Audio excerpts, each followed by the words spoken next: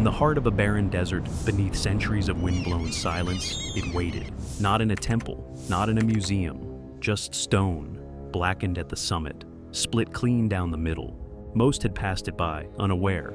But then the strangers arrived, not seekers of faith, but skeptics of it.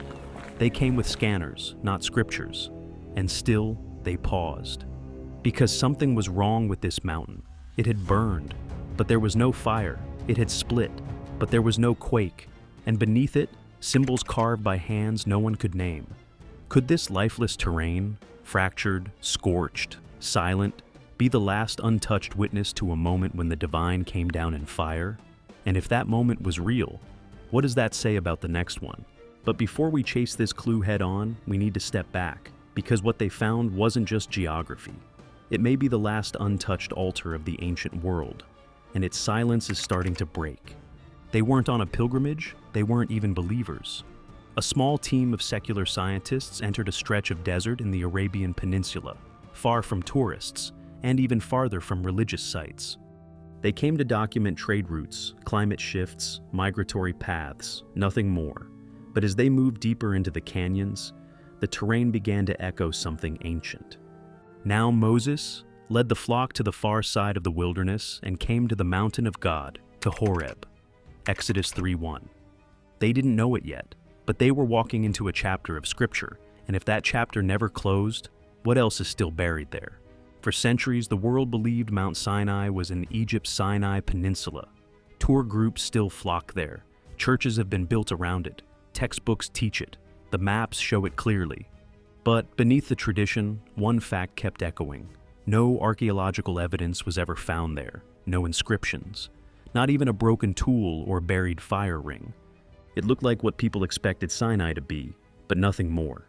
And yet, we kept calling it holy. In the 1980s, a man named Ron Wyatt, not an academic, not a priest, just a nurse from Tennessee, claimed to have found something different, not in Egypt, but deep in the deserts of Saudi Arabia. What he described shouldn't exist. A mountain blackened at the top, as if scorched from above. A massive rock, split clean through, with signs of water erosion. In the middle of a desert. An altar, carved with bulls and cattle, just like the one built for the golden calf in Exodus 32. It sounded too wild to be true, and too uncomfortable to be false. Wyatt was dismissed, a fantasist, a pseudo-archaeologist. The kind of man real institutions don't take seriously. Saudi authorities acted quickly. They locked the site down. Fences, military patrols, no photos, no permits, no digging. But that wasn't the only thing they fenced off. To this day, the mountain Ron claimed to find, Jabal al-Lawz, is mostly absent from pilgrimage maps. Tour guides don't talk about it. Many modern Bibles still include diagrams showing Mount Sinai in Egypt, as if nothing had changed, but the cracks were starting to form. Decades later, a handful of independent researchers quietly returned to the same region, this time with satellite images and geological tools. They found unnatural formations stretching across barren land, ancient stone circles, boundary markers, a mountaintop unlike anything around it, darkened, seared.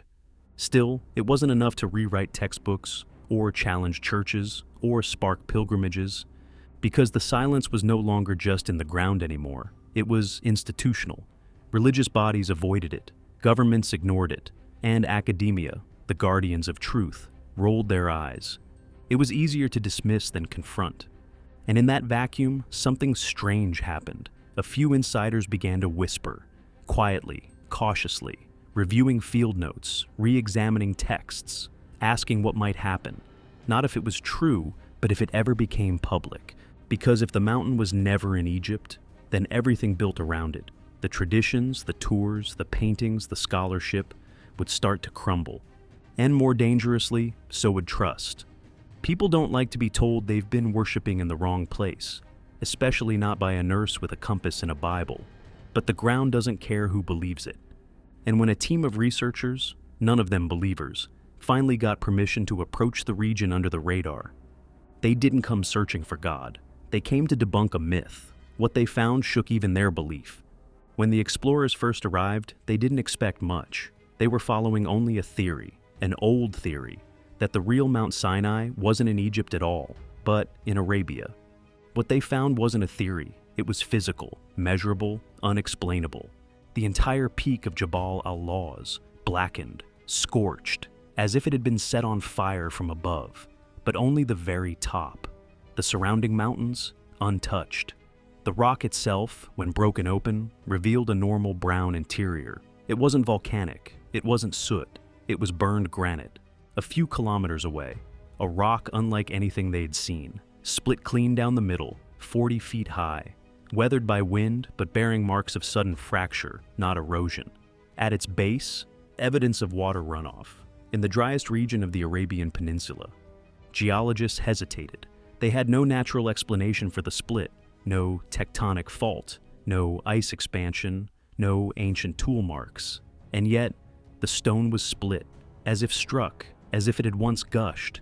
It's in the book, the rock was struck, and water came out. They weren't following scripture, but scripture was following them. Then they found the altar, an enclosed stone structure at the base of the mountain. It wasn't random, it was circular, fenced by fallen columns. And on its side, faint carvings, unmistakable, cows, bulls, worship symbols. Archaeologists froze. That shouldn't be there. Bull worship wasn't native to early Arabia, but it was present in Exodus. When the Israelites waited for Moses, they built a golden calf. This wasn't decoration, this was confirmation. They kept walking, they found boundary markers, small stone piles surrounding the mountain's base, forming a perimeter, like warnings or restrictions. Just as the book said, do not touch the mountain or you will die. They found caves, charcoal drawings, Hebrew inscriptions, not Arabic, not Greek, Hebrew. They found the impossible. And yet, no one has officially excavated it. The site is guarded, controlled, forbidden. Why? Because the implications are too large. Because if this mountain is what the evidence suggests, then the biblical story happened there, in Saudi territory, and the world's timeline cracks.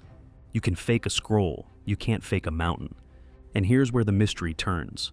Some of the rocks around the altar emit low electromagnetic fields. Equipment glitches, compasses spin. It's subtle, but measurable, and unexplained. No volcanic activity, no power lines, no radio base, just stone. But something in the stone. One scientist called it a residual imprint, like something had happened here, something massive, and the mountain still remembered. And then came the strangest part. They weren't the first to find it. Just as news of the site in Saudi Arabia began quietly spreading through archaeologist networks, something unexpected happened in Rome. An archivist at the Vatican Library was cataloging unprocessed manuscripts, documents that had been sealed away for centuries, never digitized, never translated. One of them stood out. It was an illuminated parchment, damaged by moisture but clearly preserved for its importance. The markings were unfamiliar, not Latin, not Greek, not Hebrew.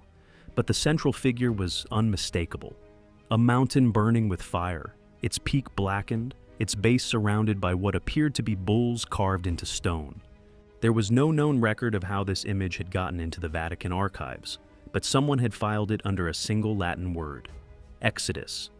Now, why would a Catholic institution hide a Hebrew prophecy that mirrored a mountain no one was supposed to know existed? A linguistics team was brought in. They dated the parchment, not by carbon decay, but by ink chemistry and pigment sourcing. It didn't match the medieval period. It didn't even match Europe. The colors came from crushed stone, only found in northwest Arabia. And more disturbingly, the image wasn't a drawing of a symbol. It was a replica, a diagram copied from something someone had seen. A researcher cross-referenced the symbols with a restricted Jesuit codex from 1681. The shapes weren't decorative. They were measurement notations, angles, azimuth, lunar shadowing. The painting wasn't art, it was a map. And if this was a map, who followed it first? And what did they find? When news of the parchment leaked, there was panic. Not public, but internal. A memo was circulated to key curators, reminding them of the ongoing sensitivity of all Exodus-related assets.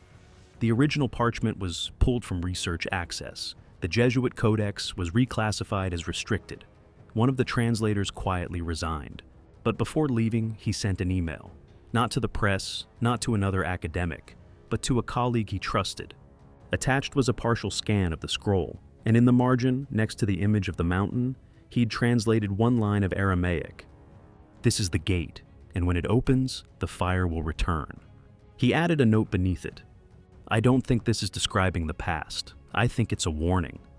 A warning to who, and more importantly, about what?" By now, the team in Saudi Arabia had found another anomaly, this time beneath the blackened peak of the mountain, a cavity sealed by stone, with metallic resonance behind it. But they didn't know what it was, not yet. But someone else might have. Back in 1978, the CIA declassified satellite scans of the Arabian Peninsula. Most were blurry, early infrared captures, but one frame stood out. It showed the exact mountain range, with a heat signature glowing from inside the summit, as if the rock itself were alive.